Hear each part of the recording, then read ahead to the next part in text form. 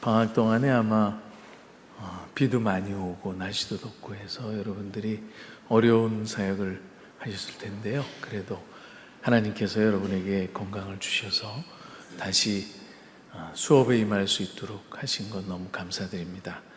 우리 교수님들도 방학 동안 쉬시기도 하고 또 연구도 하시고 많은 발전이 있었습니다. 여러분, 우리 기도원의 300명 용사 같은 우리 합동신학대학원 신학생들이다. 저는 늘 그렇게 생각합니다.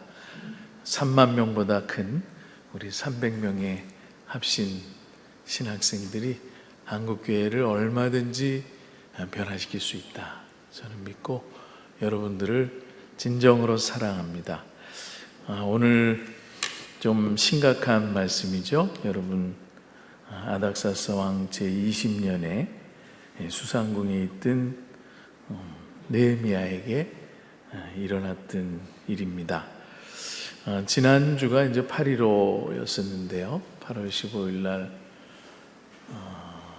기에서 독립운동을 하셨던 분들 몇 분 기억하면서 그분들의 업적도 다시 한번 되뇌이기도 하고 얼마나 이 나라의 독립을 위해서 헌신하셨는가를 듣고 보면서 도전을 많이 받았습니다. 아마 여러분 매스컴을 통해서 최재형 독립투사가 드디어 유해가 우리 현충원에 안장되는 일을 보셨을 겁니다. 블라디보스토크에 가면 이제 신안촌이라는 곳이 있는데요. 그 신안촌에 한국 사람들이 모여서 살던 곳입니다. 지금 비석이 있고 지금 한인들이 다 흩어졌습니다만 조금 더 가면 최재형 씨가 살았던 생가가 남아 있습니다. 지금도 길 옆에 크지 않은 집이지만은 우리 최재형 씨의 집이 보존되어 있습니다. 혹시 기회가 되면 꼭 가보시기 바랍니다. 가난한 농부의 아들로 태어나서 1800년대 후반에 강을 넘고 압록강을 넘어서 블라디보스토크에 정착한 인물입니다. 다행히 똑똑해서 러시아어를 잘 배웠고요. 거상이 됩니다. 그런데 이분이 자기 자신만을 위하지 않고 번 돈을 전부 독립군들에게 후원을 합니다. 그 중에 한 분이 여러분 잘 아시는 이제 안중근 의사 또 후원을 받게 됩니다. 만주에서 독립운동하던 많은 분들이 최재형 씨의 후원을 받게 됩니다. 나중에 일본 경찰에 붙잡히게 되고 살해를 당합니다. 우리 최재형 씨 볼 때마다 의사님이시죠. 닥터가 아니라 의로운 사람이라 의사님 이야기를 들을 때마다 늘 도전을 받았는데 드디어 한국에 와서 6월이나마 쉬시는 것을 보면서 얼마나 감사했는지 모릅니다. 그러면서 한편으로는 부끄러웠죠. 과연 내가 정말 하나님 나라를 위해서 이렇게 헌신적으로 일하고 있는가? 전 재산을 다 바치고 있는가? 전 열정과 내가 가지고 있는 에너지를 전부 하나님 나라를 위해서 투자하고 있는가 하는 반성도 해봤습니다. 중국의 그 서쪽에 가면 장사라는 곳이 나옵니다. 중국말로 창사라고 그러는데요. 장사라는 곳에 제가 한번 방문한 적이 있는데 김구 선생님이 총상을 입고 피신해서 상해 임시정부에 있다가 그 장사라는 곳에 와서 치료하던 곳입니다. 그곳에 한자로 읍소대 이렇게 써 있었어요. 그래서 제가 도대체 이게 무슨 말인가 하고 물어봤더니 이 김구 선생님이 자기 총상을 입고 치료를 하는 동안에도 고국을 생각하는 마음이 너무 애절해서 내가 어찌 안락한 곳에서 쉴 수 있는가. 우리 고국은 일제 통치하에서 나라를 뺏긴 가운데 울고 있는데 나 혼자 어떻게 이렇게 좋은 환경 속에서 남아서 쉴 수 있단 말인가 그러면서 눈물을 흘리셨다는 이야기를 들었습니다. 오늘 이 안창호 선생님, 윤동주 안중근 등등 수많은 독립투사들의 이야기를 다 전할 수는 없습니다만 적어도 우리가 그 사람들로부터 한 가지 도전을 받습니다. 조국 독립을 위해서 목숨을 바쳤다는 것, 조국 독립을 위해서 자기의 모든 재산을 다 드렸다는 것 보면서 저 자신이 많은 생각과 반성을 했습니다. 과연 너는 하나님 나라를 위해서 정말 목숨을 바치고 있느냐? 하나님 나라를 위해서 너의 전 재산을 드리고 있느냐? 한 영혼을 구원하기 위해서 내가 정말 최선을 다하고 있느냐? 하나님이 질책하셨습니다. 다시 한번 부끄러웠고요. 저는 이 말씀을 보면서 느헤미야의 마음이 어쩌면 독립투사들 이상 가는 간절한 마음이 아니었겠나 하는 생각을 해봤습니다. 큰 환난을 당하는 자기 민족, 능욕을 받는 자기 민족, 허물어진 성을 보면서 수일 동안 슬퍼했다. 그냥 슬퍼한 것이 아니라 울면서 슬퍼했다. 하나님 앞에 기도했다. 이 자기 민족이 하나님의 백성이 무너져가는 모습을 보면서 가슴이 너무 아파서 며칠 동안 울었다는 사실을 보면 이 느헤미야의 자기 동족을 향한 사랑이 얼마나 애틋했는가를 가늠해 볼 수 있습니다. 사실 느헤미야는 수산성의 그 아닥사스다 왕의 술을 맡은 관원이었습니다. 최측근이죠. 왕의 아주 최측근이고 최고의 자리까지 올라간 분 아닙니까? 그런데 민족의 아픔을 듣고 결단을 하죠. 내가 가서 무너진 성을 수축해야 되겠다. 그리고 계속해서 기도합니다. 6절에 보면 이스라엘 자손을 위하여 주야로 기도하오며 우리 이스라엘 자손 주께 범한 죄를 자복합니다. 종의 기도를 들으시고 나와 내 아버지의 집이 범한 죄를 용서하십시오. 민족의 죄를 자기의 죄로 인식하고 있죠. 이스라엘 자손들이 범한 죄를 자기의 죄라고 생각하고 있습니다. 이 느헤미야의 지도자로서의 영적 책무를 엿볼 수 있습니다. 이스라엘 백성들의 악이 자기의 악이다. 여러분, 우리 한국 교회의 악이 우리의 악이라는 사실을 생각해 본 적이 있으신지 모르겠습니다. 망가진 목사님 비난을 하면서, 망가진 교회, 망가진 교단 비난을 하면서 그것이 나의 죄라고 생각하지 못했던 나 자신을 보면서 부끄러웠습니다. 느헤미야가 지은 죄 아니거든요.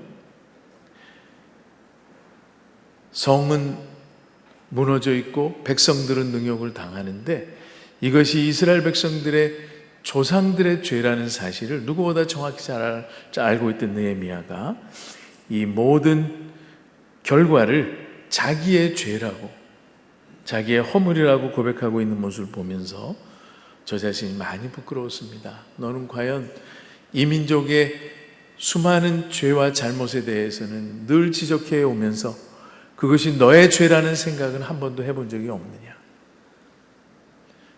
많이 부끄러웠죠. 그러면서 하나님 앞에 회개했습니다. 하나님, 죄송합니다. 이 민족의 죄가 저의 죄입니다.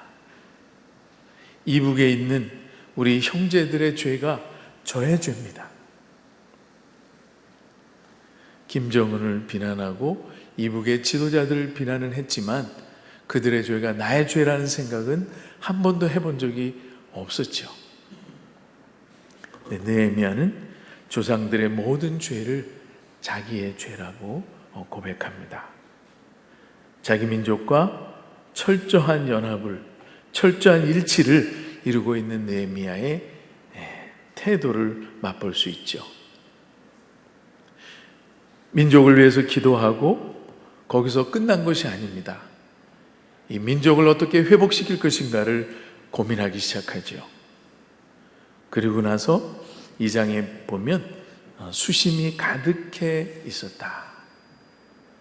자기 민족을 향한, 언약 백성들을 향한 안타까운 마음이 늘 자리 잡고 있었던 것을 2장 2절이 우리에게 전해주고 있습니다. 병이 없는데 내가 어떻게 수심이 가득하냐. 아닥사스다 왕이 그 느헤미야의 안색을 보고 그 마음속에 수심이 있다는 것을 발견한 거죠.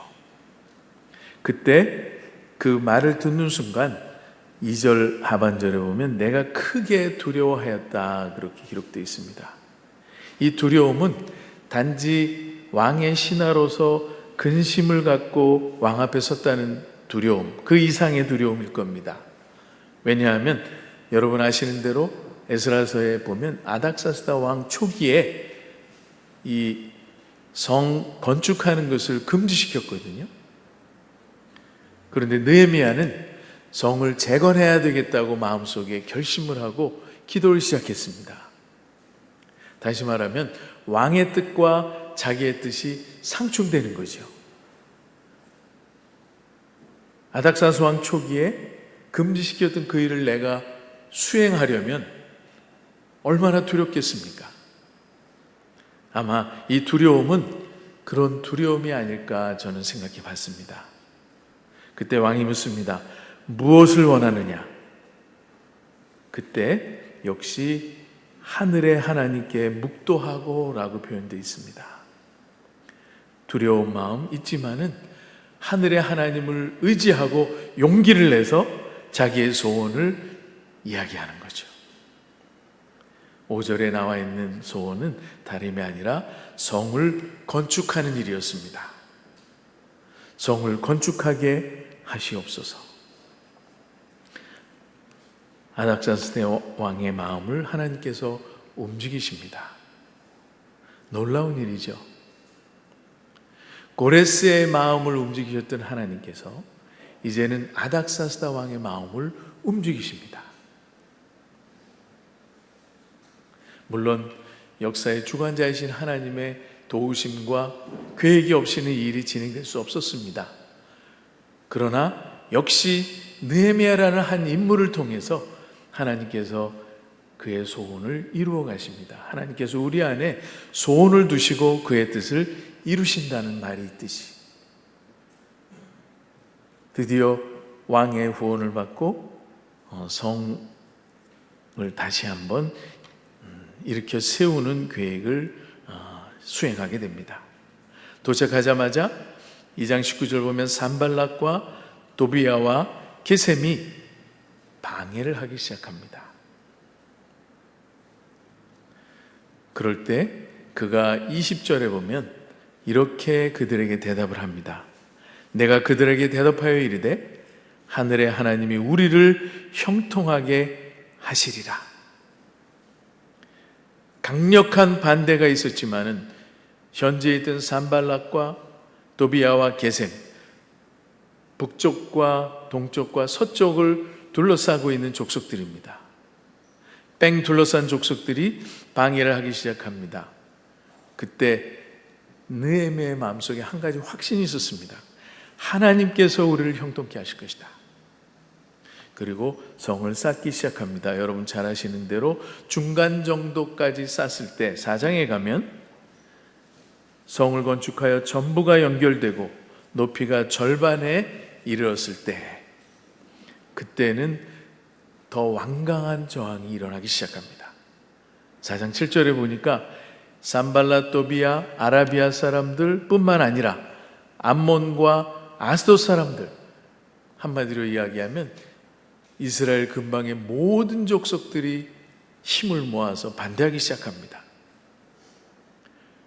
우리가 주의 일을 감당할 때 당할 수 있는 일들도 이와 비슷하지 않나 하는 생각을 합니다. 중간 정도 높이에 이르렀을 때 더 완강한 적들을 만나는 느헤미야. 포기하지 않죠. 심지어 유다 족속들에게 와서 너희들이 성 쌓기를 포기하고 우리한테 와야 된다고 10번씩이나 유혹을 합니다. 사실 이방 백성들이 저항하는 것은 견딜 수 있지만 자기 동족이 저항하는 것은 매우 힘든 일입니다. 포기하지 않습니다. 13절, 4장 13절, 칼과 창과 활을 가지고 섰다 그럽니다. 이제는 성을 쌓는 도구뿐만 아니라 전쟁할 수 있는 무기까지 준비하면서 백성들을 이렇게 격려합니다. 그들을 두려워하지 말고 지극히 크고 두려우신 주를 기억해라. 정말 우리가 두려워할 대상이 무엇인가를 느헤미야는 정확히 간파하고 있었습니다. 우리가 두려워할 적은 이방 백성이 아니라 하나님이시다. 우리가 어떤 일을 사역을 해 나가다가 막닥뜨릴 수 있는 두려움이 있을 수 있습니다. 우리 교단이 앞장서서 부르짖고 있는 차별금지법 반대, 동성애 반대, 사학법을 어떻게 건강하게 만들어 나갈 것이냐, 이런 실제적인 투쟁 속에서 엄청난 저항들이 있습니다. 그럴 때 우리가 정말로 두려워해야 될 분 누군가를 생각해 보는 거죠. 국가가 아니라, 국회의원이 아니라, 이 일들을 시행하는 공무원들이 아니라 정말 두려우신 분은 우리 하나님이십니다. 우리 하나님의 능력과 뜻을 의지하고 그분을 의지할 때 하나님께서 이 일들을 형통하게 하실 겁니다. 그래서 15절에 보니까 하나님께서 그들의 꾀를 패하셨다라고 기록되어 있습니다. 느헤미야가 한 것이 아니라 하나님께서 그들의 꾀를 패하게 하셨습니다. 아주 한 절로 간단하게 기록되어 있습니다. 하나님을 두려워하면 하나님께서 대신 싸우십니다. 마치 여리고성에서 승리하셨던 하나님, 이스라엘 백성들 아무것도 한 것이 없지만 여리고성을 무너뜨렸듯이 하나님께서 하셨습니다. 그들이 모여서 꾀한 모든 그 전략이겠죠. 전략들을 하나님께서 패하셨다. 그랬다고 그래서 느헤미야가 아무 일도 하지 않은 것은 아닙니다. 절반은 일하고 절반은 갑옷을 입고 창과 방패와 활을 가졌다. 그러니까 절반은 일하고 절반은 방어를 하는 거죠. 그렇게 일해도 일이 빨리 끝나지 않았습니다. 19절 보니까 4장 19절, 공사는 크고 넓었다. 일이 너무 힘들어요. 많은 사람들이 지쳐갑니다. 그때 다시 한번 백성들을 독려합니다. 4장 20절 보니까 하나님이 우리를 위하여 싸우실 것이다. 다시 한번 하나님의 이름으로 백성들을 격려합니다. 절반은 동틀 때부터 별이 나기까지 창을 잡았다. 그리고 점점 더 22절 말씀 보니까 이 느헤미야가 이 백성들을 더 격려해서 더 철저하게 성을 완성하고자 하는 의지가 발휘되는데요. 이제는 예루살렘 안에서 자라. 밤에는 우리를 파수하고 낮에는 일하라. 그러면서 22절에 느헤미야 자신이 성 안에서 자면서 성을 건설하는 모습이 기록되어 있습니다. 여기서 저는 또 한 가지 사실을 발견하고 도전을 받습니다. 4장 23절 말씀 보니까 나나 내 형제들이나 종들이나 나를 따라 파수하는 사람이 우리가 다 우리의 옷을 벗지 아니하며 물을 길러갈 때에도 각각 병기를 잡았다. 여러분, 여기서 느헤미야가 성 안에서 잤다는 사실, 백성들과 함께 일하고 백성들과 함께 전쟁을 준비했다는 사실을 보면서 지도자의 모습이 어때야 되는가를 한번 생각해 봅니다.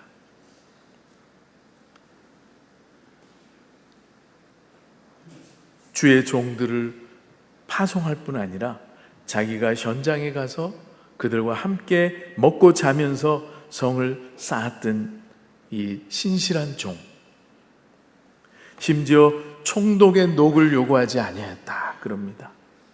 이 5장에 보면 18절 말씀에 내가 총독의 녹을 요구하지 않았다. 많은 사람들은 땅도 사고 월급도 받고 총독으로서의 수많은 권한들을 누리고 싶어 했습니다마는 느헤미야는 달랐습니다. 월급도 포기한 상태로 성을 쌓는 일에 최선을 다했다고 기록되어 있습니다. 여기서 우리 지도자들이 어떤 자세로 주님을 섬겨야 되는가를 한번 생각해 봐야 되겠습니다. 과연 우리는 하나님을 섬길 때 어떻게 섬기고 있는가? 내가 가진 모든 것을 동원해서 정말 totally commitment, 완전한 헌신을 해서 주님을 섬기고 있는가?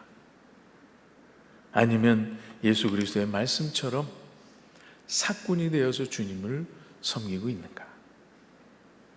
느헤미야는 자기의 모든 것을 내려놨습니다. 심지어 자기의 종들도 다 동원했습니다. 자기가 가지고 있는 전부를 들여서 성전을 재건하는 모습을 말씀이 우리에게 전해주고 있습니다. 이 성을 지으면서 끊임없는 도전을 받은 느헤미야, 결국 52일 만에 자기의 모든 일들을 마치게 됩니다. 목회자들에게 질문을 했습니다. 당신들에게 어떤 유혹이 가장 큽니까? 어떤 유혹이 제일 클 것 같습니까? 목회자들에게. 목회자들 가운데 거의 10명 중에 8명이 이렇게 답했습니다. 돈의 유혹이 가장 큽니다. 목사님들이 스스로 고백한 거예요. 영적 지도자들에게 끊임없이 도전해오는 돈의 유혹, 경제적인 유혹이 크다는 것을 현장에서 고백하는 것을 우리가 볼 수 있습니다. 쉽지 않은 싸움이죠. 지도자의 싸움은 어쩌면 만몬과의 싸움입니다. 여러분들이 정말 하나님을 섬기기 위해서 진정으로 내려놓아야 될 것이 있다면 바로 물질입니다. 물질을 내려놓지 못한 종들은 거의 반드시 유혹에 빠지게 됩니다.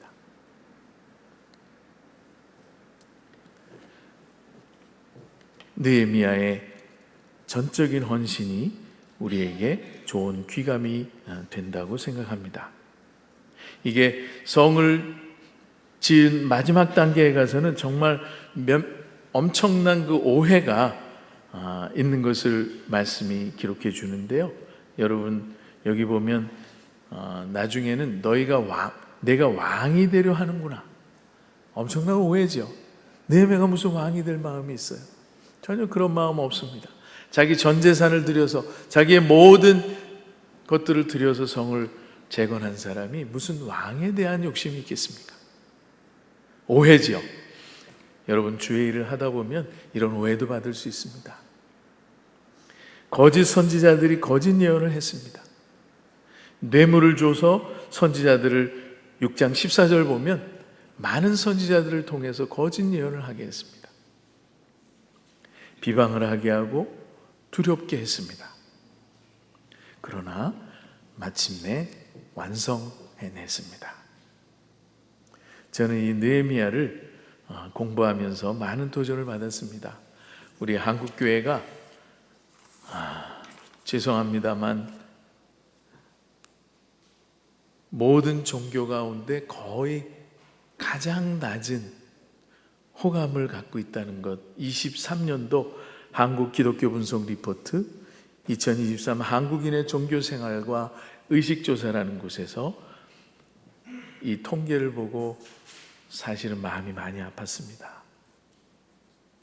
불교가 32.9%, 가톨릭이 29.9% 비슷합니다.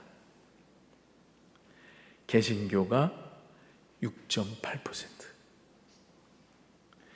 물론 불신자들을 대상으로 한 질문입니다. 불신자들이 기독교에 대한 호감을 갖는데 10명 중에 1명도 안 되는 거죠. 비극적인 일이라고 생각합니다. 우리 한국교회가 많이 무너졌습니다. 한국교회가 지난 50년 동안 성장과 쇠퇴를 경험합니다. 특별히 최근에 와서 한국교회가 급격히 무너지고 있습니다.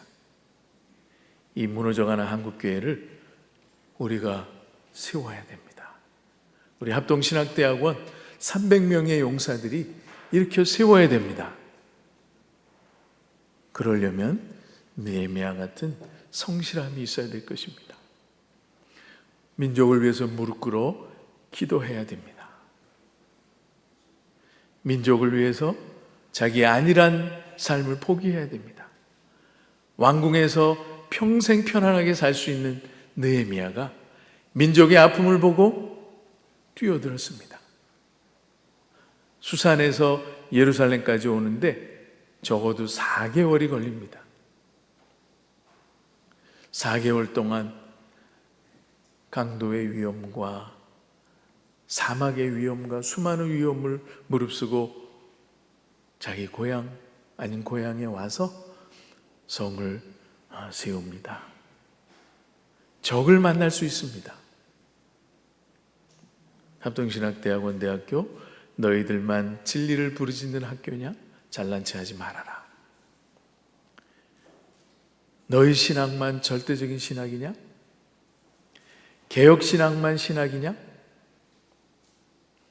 많은 사람들이 우리를 공격할 수 있습니다. 그래도 타협하면 안 됩니다. 여호와를 의지하고 승리할 때까지 가는 거죠. 그러려면 우리의 많은 희생을 하나님 앞에 드려야 될지 모릅니다. 배너가 바뀌었죠, 여러분? 배너 보셨나요? 우리 들어오는 입구에 배너 바뀌었잖아요. 섬김과 희생과 고난. 한국교회를 다시 일으켜 세우려면 적어도 여러분의 희생과 고난이 있어야 될 겁니다. 선배들처럼 소위 한국교회가 성장하던 시대에 목회를 할 수 있는 환경은 이제 더 이상 아닙니다. 여러분의 목회적인 환경은 점점 어려워질 겁니다. 이제는 희생과 고난이 없이는 목회를 건강하게 이끌어간다는 것이 매우 힘들 것입니다. 김구 선생님이 일기에 이런 말씀을 적어 놓으셨어요. 그래서 제가 한번 인용해 드리겠습니다.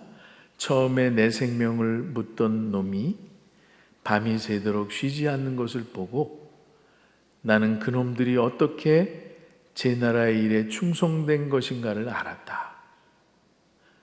일본을 상징적으로 표현한 거죠.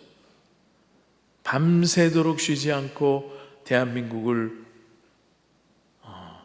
약탈해 가는데 얼마나 충성된지 모르겠다. 그놈들이 어떻게 제 나라 일에 충성된지 보면 정말 깜짝깜짝 놀랜다. 저놈은 이미 먹은 나라를 삭히려 하기에 밤을 새거늘 그랬어요. 완벽하게 삼키기 위해서 밤을 새서 고민하는데 나는 제 나라를 찾으려는 일로 몇 번이나 밤을 새웠던 거. 잃어버린 나라를 찾기 위해서 일본 사람들은 밤새워 약탈을 계획하는데 나는 몇 번이나 독립을 위해서 고민을 해봤는가. 스스로 돌아보니 부끄러움을 금할 수가 없고 나도 기실 만국민의 근성을 가진 것이 아닌가 하니 눈물이 눈에 넘쳤다. 자기 스스로 만국민의 근성을 갖게 되는 것은 아닌지. 저는 이 시를 보면서 저 자신을 생각했습니다. 우리 한국교회가 쇠퇴해가는 모습을 보면서 지나치게 쉽게 포기한 것은 아닌지, 소망이 없다, 이제 더 이상 신학생은 신학교회에 오지 않을 것이다, 한국의 청년들이 교회에서 사라져버렸다, 지나치게 절망적인 마음을 갖고 있는 것은 아닌지 부끄러웠습니다. 밤새워서 나라를 찾으려고 했던 우리 선열들의 모습을 보면서 비록 그리스도인들은 아닐지라도 이 민족을 위한 열정을 우리가 배워야 되지 않겠나는 생각을 해봤습니다. 이 백범 김구 선생님은 호도 백범이라고 지은 이유가 있어요. 자기 본래 호가 있었습니다. 백자는 백정의 백이고 범은 범인의 그 범자예요. 왜 그렇게 호를 바꿨느냐? 자기가 이렇게 기록합니다. 백정의 신분처럼 낮은 나 같은 사람도 나라를 위해서 이렇게 고민을 하는데, 여러 국민들이여 제발 나라를 위해서 목숨 바칠 각오를 하십시오. 그래서 자기 호를 백범이라고 바꿨다고 그래요. 물론 김구 선생님이 마지막에 감리교 교인으로 등록됐다는 사실을 제가 이번에 새롭게 발견했습니다만, 우리 합동신학대학원 대학교가 한국교회를 다시 한번 일으켜 세우는 일에 쓰임받았으면 좋겠다는 생각을 깊이 해봤습니다. 안창호 선생님 말 여러분 잘 아실 겁니다. 서울에 가면 도산 안창호 선생님을 기리는 공원이 있죠. 가보셨나요? 강남에 가면 도산공원이 있습니다. 거기 비명에도 쓰여 있는 글입니다.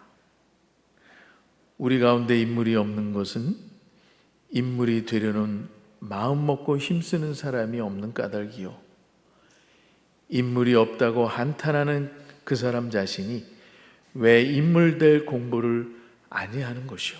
이 안창호 선생님의 인물론이라는 것이 유명합니다. 우리 가운데 인물이 없는 것은 인물이 되려고 마음 먹고 힘쓰는 사람이 없기 때문이다. 여러분, 한국교회를 개혁하기 위해서 여러분들 하나님 앞에서 결심하셔야 됩니다. 내가 한국교회를 바로 세우겠다. 내가 쓰러져가는 한국교회를 다시 일으켜 세우겠다. 지도자가 되기 위해서 결심하셔야 됩니다. 역사의식을 갖고 단순히 내 교회, 내 가정만 위한 것이 아니라 정말 한국교회를 위해서 평생을 목숨을 바치겠다는 결정을 해야 되지 않나 하는 생각을 합니다. 인물이 없다고 한탄하지 말고 인물들 공부를 하십시오. 여러분, 우리 한국교회를 보면서 비난만 하지 말고 여러분들이 인물이 되시기 바랍니다. 영적 지도자가 되시기 바랍니다. 한국교회를 개혁하고 한국교회를 다시 일으켜 세우려는 각오를 하고 목숨 바쳐서 신학교에서 공부하면 하나님께서 여러분들을 축복하실 겁니다. 기도하겠습니다.